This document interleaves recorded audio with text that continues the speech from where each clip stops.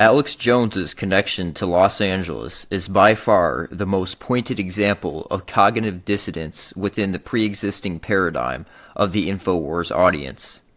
Recently, Jones made a tour through Los Angeles, specifically an appearance on Logan Paul's show. What many fail to realize is this interview was set up via the Comedy Store clique, specifically Joe Rogan, who has always talked highly of Logan, and Brendan Schaub, Rogan's pawn, is a neighbor of Logan Paul and has also appeared on his podcast. At the moment, we see the Los Angeles crowd is actively gatekeeping and discrediting the so-called conspiracies by mixing them with comedy, so they're merely perceived as entertainment, as demonstrated by the Tinfoil Hat podcast and comedy shows, which Alex Jones has also participated in. The connection to the Comedy Store is an often overlooked and ignored example, but is indeed a crucial one. Alex Jones and Joe Rogan have been friends since 1998. To many, this appears to be their only connection, just friends. But the connections run much deeper than just friends. This is a network that tells the true story of the origin of both Alex Jones and Joe Rogan and the new alt-media empire they've built. Many people are unaware of the fact that comedians have been assets of different intelligence services and corporations many times throughout history. I want to give you an example of a very brief rundown of a couple different comedians and their applications outside of comedy. Dick Gregory, a comedian, was the pawn that shared the notorious Zapruder film with the public via the late-night TV show Good Night America, hosted by Geraldo Rivera. Late-night TV shows were used in multiple applications as well. In modern times, the podcasts, such as Joe Rogan, have stepped into their previous role. As many of you know, the Zapruder film is deceptive, as well as the man who filmed it, Abraham Zapruder. All it took was a comedian to inject the controlled narrative into the public consciousness, and boom, they controlled the narrative. Very simple. The last example I want to share with you of a comedian that was used to create a narrative within the public consciousness is Bill Hicks. Shortly before he died, in 1993, he was used by the John Birch Society, which is synonymous with military intelligence, to share their narrative on the Waco siege.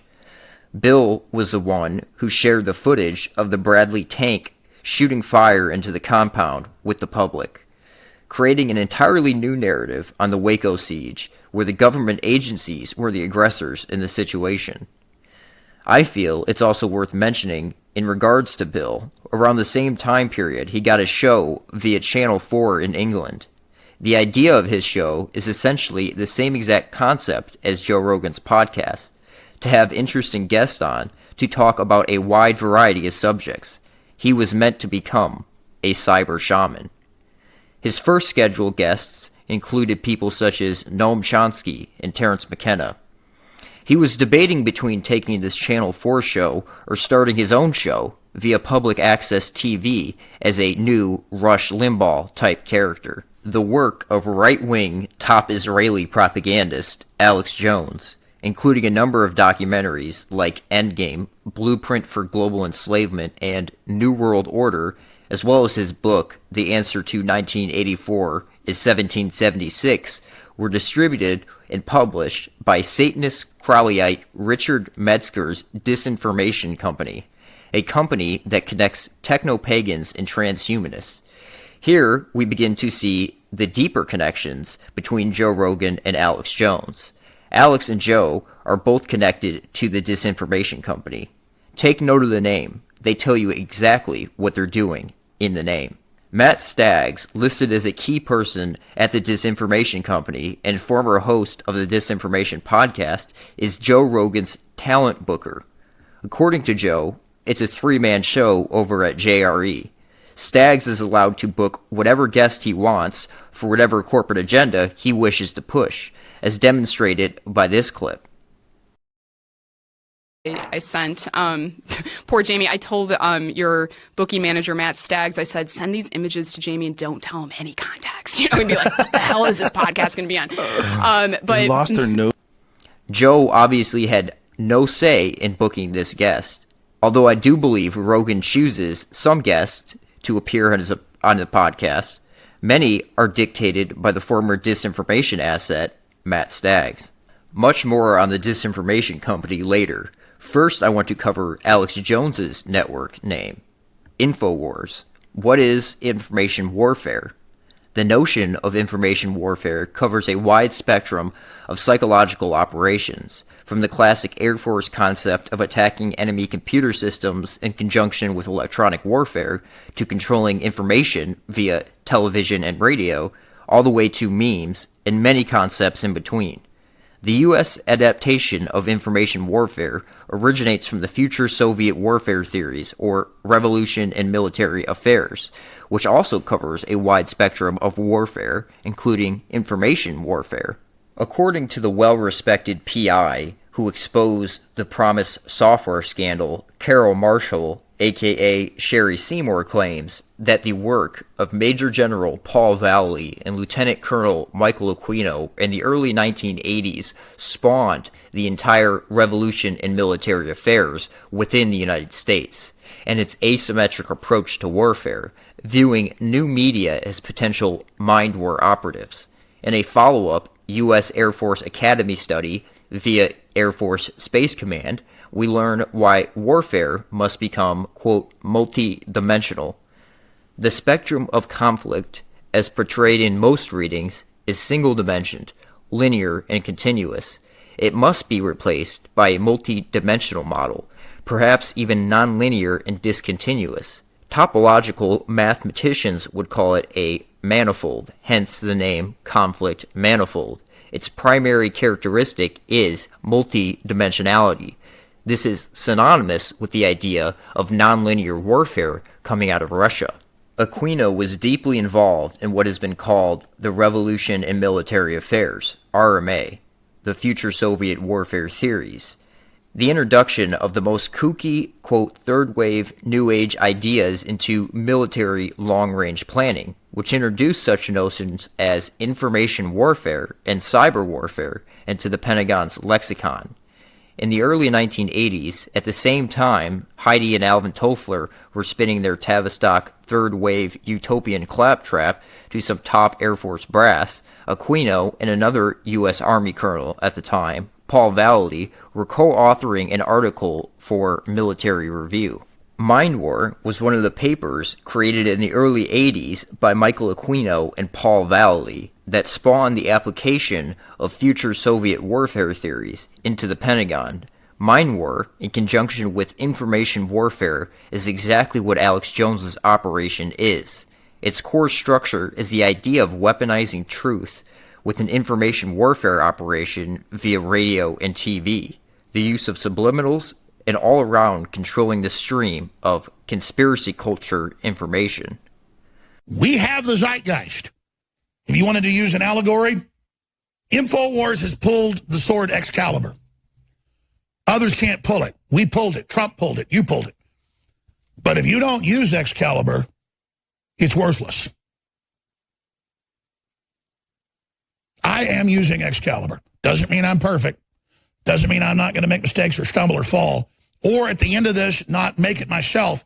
But the new republic, the rebirth, will be launched. That's what it's all about. All right. Boy, you know, Scott Adams, CNN is losing the mind war. I have some smart advisors, but I do what I think I should do. They've begged me not to tell you this.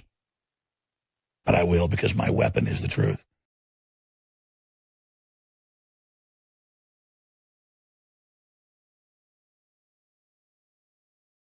Even people I've hired over the years who are great folks who went to normal school for this go, well, let's use subliminal to help people. And I've got to constantly say, well, that's a second long. It's not completely subliminal, but get it out of there. You know, I don't want to go there because we're so inculcated with subliminally.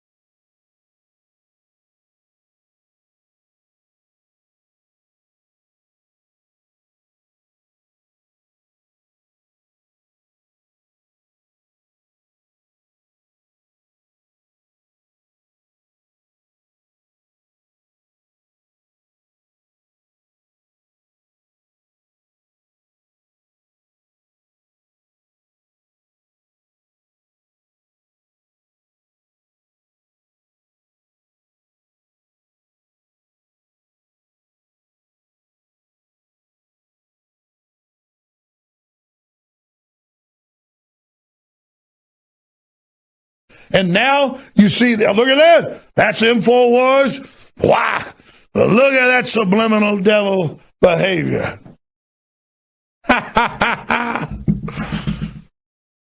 Then they'll say, Mind War, according to Lieutenant Colonel Aquino, was inspired by studies carried out at the Esalen Institute, which was Soviet-dominated as well, and the origin of much of the New Age culture, which ties in perfectly with the disinformation company agenda.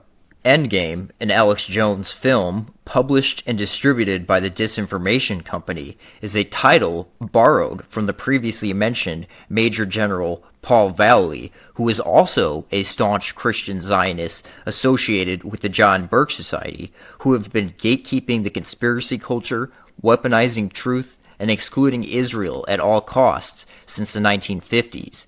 Major General Vallely is a supporter of the Jerusalem Summit organization, which is all about relocating and resettling Palestinians. It is an advocate for their mission statement, which is, quote, that one of the objectives of Israel's divinely inspired rebirth is to make it the center of the new unity of all nations, which will lead to an era of peace and prosperity foretold by the prophets, which is the whole Supreme Court of mankind, Israel dictating the world from Jerusalem idea, which is the real New World Order. Revolution in Military Affairs was included in the notorious Project for the New American Century document, and was certainly ramped up post 9/11. As this clip demonstrates, Alex Jones believes it will be a new American century, which really means a new Israeli-dominated American century. It's a sellout to China. The globalists bet everything on China. It's not going to be the Chinese century. It's going to be the new American century. It's going to be the new American century. I want to get into some information about the main man who first introduced the future Soviet warfare theories, revolution in military affairs, and coined the term InfoWars. It is worth covering Aquino's bio because he's certainly one of the most interesting and deceptive military men of modern times, in my opinion. It is also very interesting to see the Zionist Christian, which typically dominates the military, crossover with the Satanist occultism dynamic between Michael Aquino and Paul Vallely, working together, side by side, to introduce radical new Soviet ideas into the Pentagon. After a year with the 1st Squadron, 17th Cavalry, 82nd Airborne Division, Michael Aquino completed the PSYOP officer course at the John F. Kennedy Special Warfare School at Fort Bragg, in which he was among select students cross-trained with Concurrent Special Forces officer course. During 1968 to 1970, he was assigned to the 6th PSYOP Battalion, 4th Group in Vietnam. As HA Command and Control Team Leader, he was responsible for both tactical teams in combat operations and audio-visual teams in civil operations and Revolutionary Department Support program, and he flew numerous PSYOP air support missions throughout Corps Tactical Zone with both U.S. Air Force and Army aviation.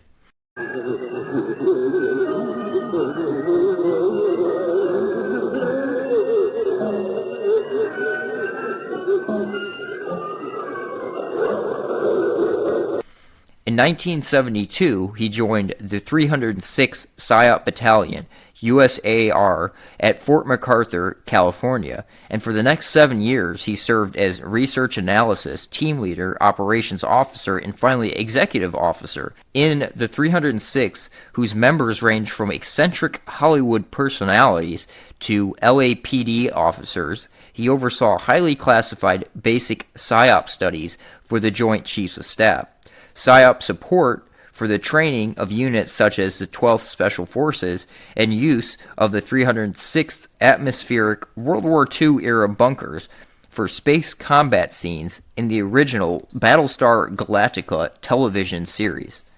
In 1976, he was selected for Foreign Area Officer Career Program, completed that qualification at the Special Warfare Center and Central Intelligence Agency during the next 3 years, and participated in NATO REF RGER exercise as a Western Europe specialist. In 1976, he also completed the remaining course requirements for Special Forces, and he was awarded that tab upon its creation in 1984. From 1979 to 1981, he served as the FA team leader for Headquarters, 7th PSYOP Group in San Francisco, during which time he became combat commander, collaborated on the predecessor concept paper to this Mind War book.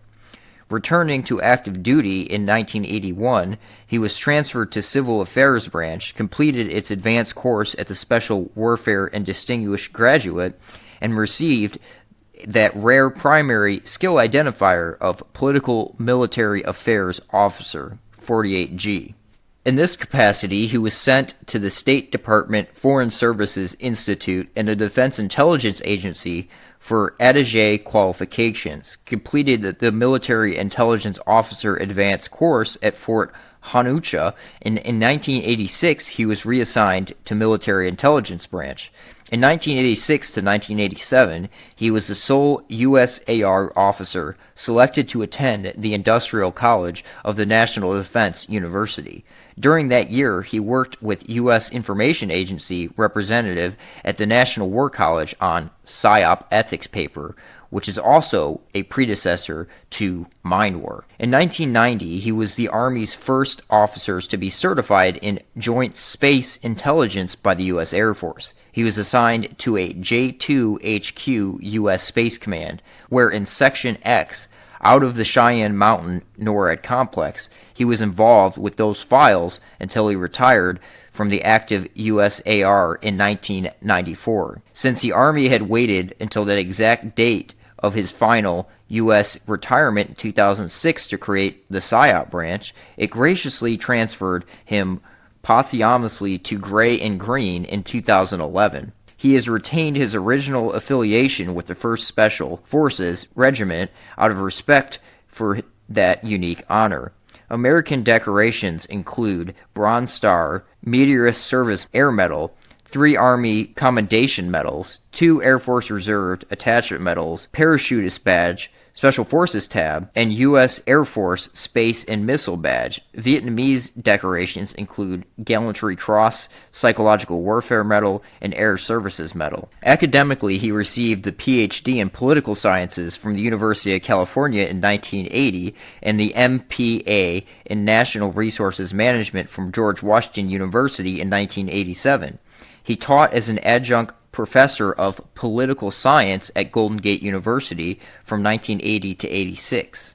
Professionally, he is a member of the Special Forces, PSYOP, Civil Affairs, Foreign Intelligence Officer, Air and Space Missile Defense Associations.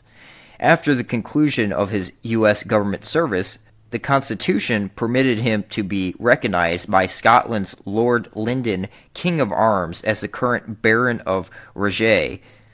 Lieutenant Colonel Aquino's occult bio is equally as important, given how the disinformation company ties in with the same exact occult networks. In 1969, Aquino joined Anton LaVey's Church of Satan and rose rapidly through the group's ranks after meeting LaVey in San Francisco. In 1970, while he was serving with the U.S. military during the Vietnam War, Aquino was stationed in South Vietnam, where he authored a tract entitled Diablicon. In this tract, teachings about the creation of the world, God, and humanity are presented. As in the dualistic idea that Satan complements God, the character of Lucifer is presented as bringing insight to human society, a perspective that was inherited from the depiction of Lucifer in John Milton's 17th century epic poem, Paradise Lost. By 1971, Aquino was ranked as Magister of Caverns of the 4th degree within the group's hierarchy, was the editor of the publication The Cloven Hoof, and sat on the governing council of 9. In 1973, he rose to the previously unattained rank of Magister of Temple of the 4th degree. According to the scholars, Aquino had become LaVey's right-hand man. He nevertheless developed concerns about the Church of Satan, feeling that it had attracted many, quote, fad followers, egomaniacs, and assorted oddballs whose primary interest in becoming Satanists was their flash to membership cards at cocktail parties. When in 1975, LaVey abolished the system of regional groups, or grottos, and declared that in the future all degrees would be given in exchange for financial or other contributions to the church, Aquino was disenfranchised. He resigned from the organization on June 10, 1975. While LaVey seemed to have a pragmatic, practical view of the degrees of the Satanic priesthood, intending them to reflect the social role of degree holder within the organization, Aquino and his supporters viewed the priesthood as being spiritual, sacred, and irrevocable. Having departed the church, Aquino embarked on a ritual intent on asking Satan for advice what to do next. According to his account, at midsummer 1975, Satan appeared to him and revealed that he wanted to be known by his true name, Set, which had been the name used by worshippers in ancient Egypt. Aquino produced a religious text, the Book of the Coming Forth by Night, which he alleged has been revealed to him by Set through a process of automatic writing.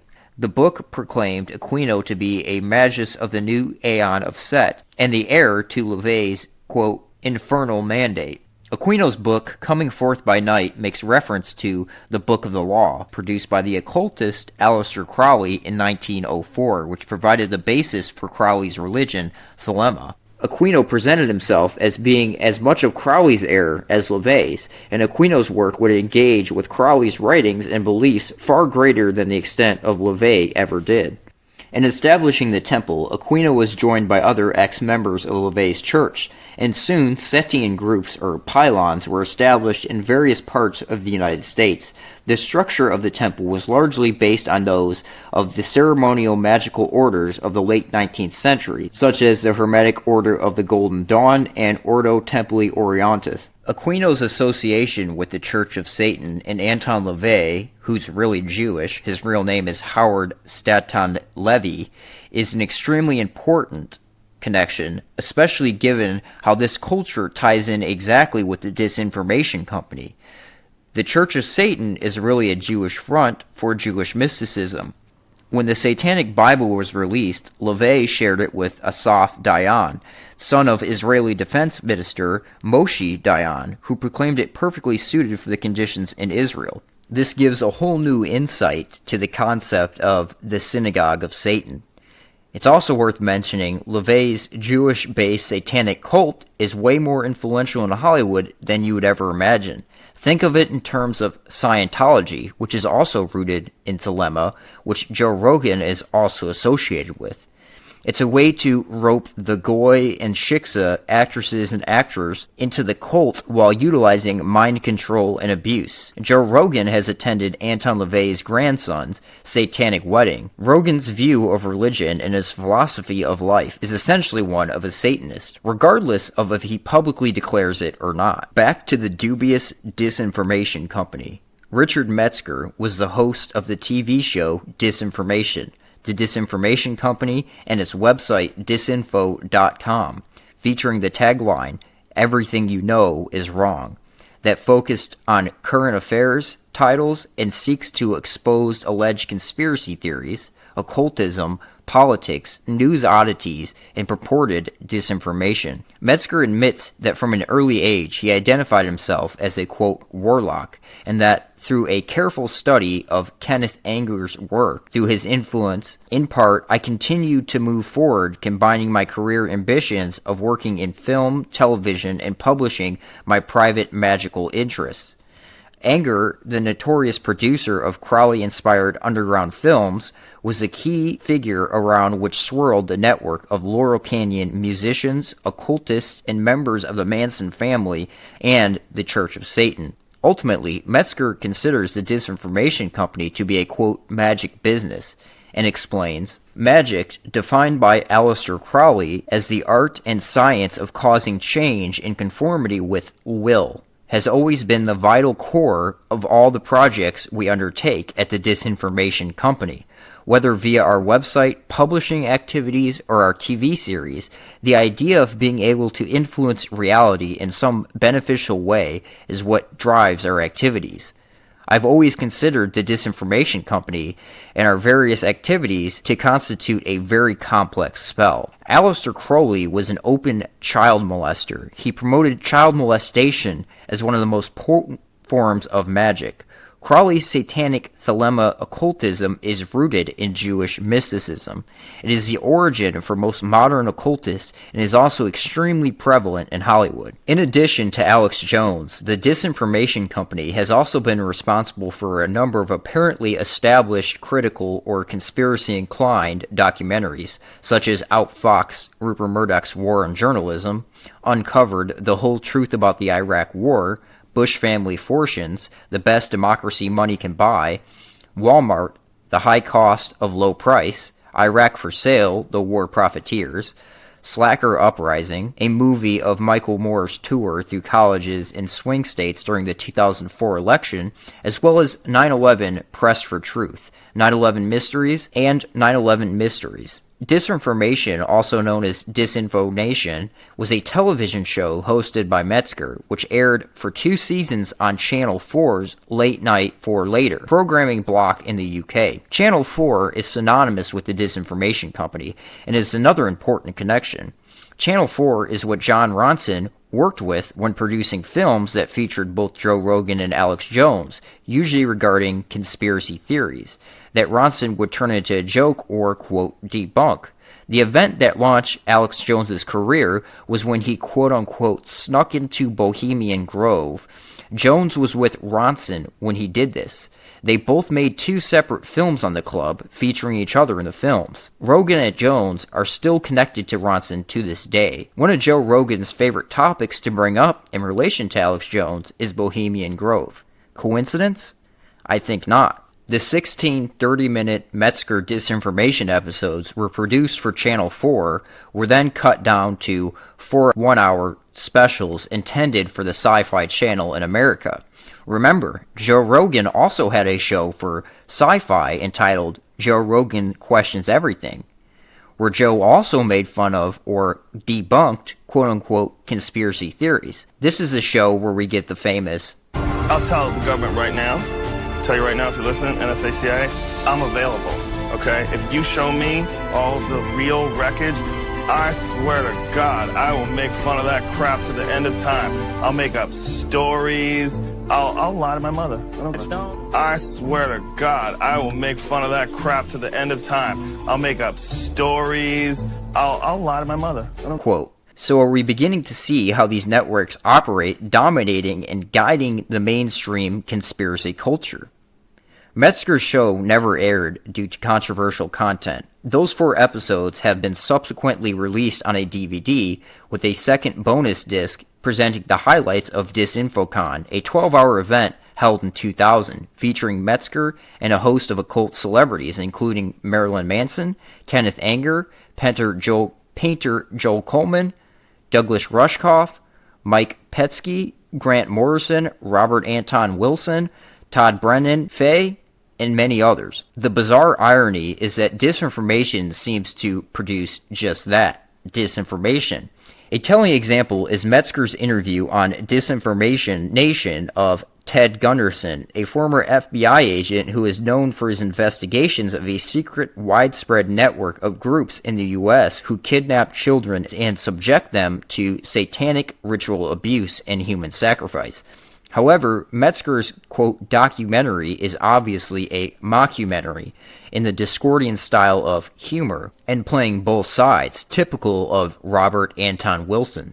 Gunderson's focus has been on the abuse within the CIA and military establishment, and he mentions that Southern California is a pivotal area of satanic cult activity.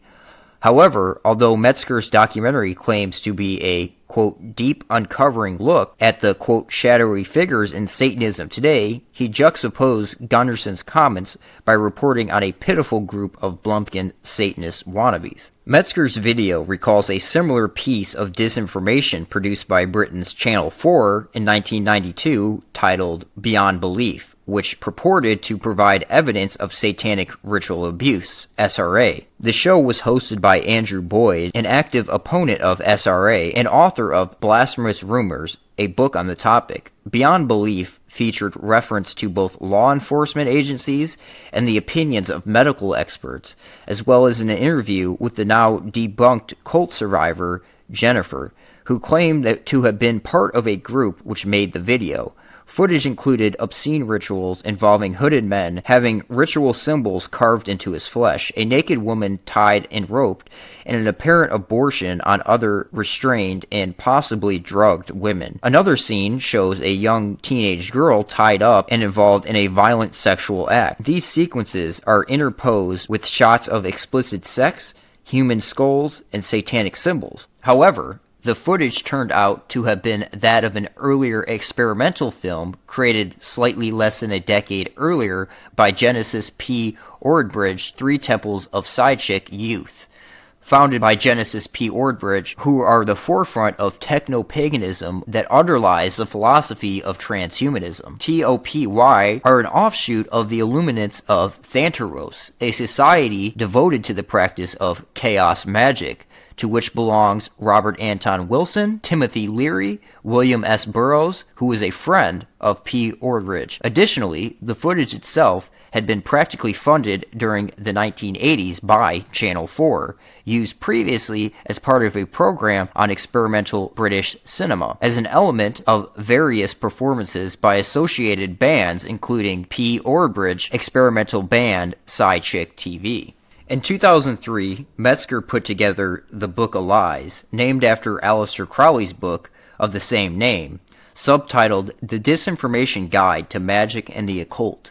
The book is an anthology of occultism that features almost the entire pantheon of its modern-day exponents, from Discordians, techno-pagans, to transhumanists. They include Robert Anton Wilson, Terence McKenna, Hakeem Bey, Gary Lockman, Mike Pesky, Genesis P. Ordbridge, Phil Hine, Eric Davis, Daniel Pinchbeck, Tracy Tywin, and T. Allen Greenfield, according to the book's description. The Disinformation's, quote, wicked warlock Richard Metzger gathers an unprecedented cabal of modern occultists, magicians, and forward thinkers in this large-format disinformation guide, just as Russ Kick's guide focusing on the secrets and lies of the mainstream media, government, and other establishment institutions rethought what a political science book could look like and whom it would be appealed to. Book of Lies redefines occult anthologies, packaging and presenting a huge array of magical essays for a pop culture audience. The book features Leary and Crowley, an excerpt from Robert Anton Wilson's Cosmic Trigger, and Tryptamine Hallucinogenics and Consciousness by Terence McKenna. The book features several articles on Aleister Crowley, as well as the first ever biblical graphical essay on Majoro Cameron and Richard Metzger's The Lying of Liber, Jack Parsons' Antichrist Superstar. Peter Lambert Wilson, aka Hakeem Bey, the founder of the Moorish Orthodox Church, contributed multiple articles to Disinformation. Hakeem Bey has also received criticism for writing for the North American Man-Boy Love Association, aka NAMBLA, a pedophile advocacy organization in the U.S. that works to abolish age consent laws. Bey was also associated with fellow NAMBLA supporter Harry Hay, who is considered the founder of the gay liberation movement. He's also the founder of the Machine Society, the first sustained gay rights groups in the United States. Hay was also a practitioner of Crowley's sex magic and was also a member of the Epigay Lodge in Los Angeles under W.T. Smith, where he was hired to play the organ for the OTO's Gnostic Mass. There are many more occultist connections to the Disinformation Company. I could go on for another hour listing these, but I want to keep this video somewhat short and wrap it up with a little segment on libertarianism, which also ties in with these same occult networks, as we see demonstrated by Alex Jones's connection to the Disinformation Company. Alex Jones shares a belief with the Satanist libertarianism, which is effectively its founding on the satanic tent of do what thou wilt, Ultimately, however, the libertarian movement in the United States is a front for the CIA and World Bank through its promotion of the economic theories of Mount Perlin Society, which is associated with the occult tradition of synarchy. MKUltra agent Timothy Leary was also a libertarian and supported the candidacy of Ron Paul for president in 1988 as the leader of the Libertarian Party. A floppy disk was sent out as an invitation to a Ron Paul fundraiser hosted by Timothy Leary at his home in Benedict Canyon, which included the following message from Leary. Thank you for joining me today in support of Ron Paul and the Libertarian Party. As we enter these closing years of the roaring 20th century, we're going to see personal computers enhance our lives in ways we can scarcely imagine. Fellow cyberpunk Chuck Hamill has helped me assemble a collection of bits and bytes that you may enjoy, if you're wise. Digitize. Alex Jones admires the theories of Murray Rothbard, a student of one of the leading members of Mount Perlin, Ludwig von Mises, who also supported the clergy plan via a grant from the Rockefeller Foundation. Rothbard was also a co-founder of Charles Koch Foundation in 1979, with one of the infamous Koch brothers, Charles, chairman, on the board and executive officer of the conglomerate Koch Industries. David Koch ran as a Libertarian vice president candidate in 1980. In 1976, Charles Koch Foundation changed its name to the Cato Institute, which serves as a libertarian think tank headquartered in Washington, D.C. According to the 2011 Go to Think Tank Index Report, Think Tanks in Civil Societies Program, University of Pennsylvania, Cato is number 14 in the top 30 worldwide think tanks and number 6 in the top 50 United States think tanks. Cato also operates libertarianism.org, which features, among others, the writings of Rothbard. Robert Anton Wilson won the Prometheus Hall of Fame Award, designed to honor classic libertarian fiction. Todd Brandon Fay, who is a guest at DisinfoCon, had been featured in the pages of right-wing, quote, conspiracy sites like Ron Paul's associates LouRockwell.com, as well as Patriotist.com and LibertyForum.org. A longtime writer of the Ether Zone, in or about 1989, Fay was introduced to LSD and ended up infiltrating a group surrounding Captain Al Hubbard, the so-called Johnny Appleseed of LSD, who closely worked with Aldous Huxley in MKUltra. Fay became best known for Wisdom's Mall, the acid novel, a fictionization of the CIA's MKUltra acid tests and their influence on the 60s counterculture. The book got rave reviews in the Village Voice, High Times, and a number of underground magazines, and gained the attention of cyberpunk personalities like Grateful Dead lyricist John Perry Barlow and Are You Serious, who is associated with Metzger. Fay boasts of having read the John Burke Society, Gary Allen's None Dare Call It a Conspiracy book under the influence of LSD, and then he joined the John Burke Society, though he continued to use psychedelic drugs. Fay had worked as a spy for the Defense Intelligence Agency's Chief General Daniel O. Graham, and served as an aide to the CIA agent Theodore L. Ted Hume's Division of Slavic Languages, who had worked with William F. Buckley in Japan against North Korea and China. Fay had also worked with Major General John K. Singlub, an ex-OSS officer and the head of the notorious Phoenix program in Vietnam, which Aquino was also associated with, which Alex Jones has had John K. Singlub on his show multiple times. Fay worked with Singlub within the World Anti-Communist League, a CIA front with ties to the John Burke Society through the Western Goals Foundation. Western Goals was a private intelligence dissemination network active on the right wing in the United States. Western Goals was also associated with Reinhard Gehlen, with whom they shared a connection with the Order of the Knights of Malta. Western Goals was finally wound up in 1986 with the Tower Commission revealed that it had been part of the Iran-Contra funding network. Oliver North identified the Western Goals founder, John Singlub, as its liaison to the White House. Singlub, along with John Burke Society members like J. Peter Grace, were also members of the Council for National Policy, which has been endorsed by Alex Jones. It was mainly through the backing of the CMP that the John Burke Society's rabid opposition to the so-called communist conspiracy, which they always left the Jewish element out of this conspiracy, assisted in the rise of the popularity of Ron Paul and the Tea Party, who spearheaded the cause of libertarian ideals. Although the John Birch Society attributed the root of such a conspiracy to the CFR, the early leadership of CMP was comprised of members of the CFR, including Peter Grace. The CMP was described by the New York Times as a little-known group of a few hundred of the most powerful conservatives in the country, who met 3 times a year behind closed doors in undisclosed locations for a confidential conference. Now, I have done a lot of work on the John Birch Society, and I have some notes typed up on a scribed document that I will link in the description. I strongly suggest that you check this out, along with my other videos on the subject. CFR member Jesse Helms was also a key figure in founding the CMP. A 33-degree Mason, Helms played a role in the development of the Christian right, and also was a founding member of the Moral Majority in 1979. Helms was close with Billy Graham, as well as Pat Buchanan and Jerry Falwell, who also were members of the CMP.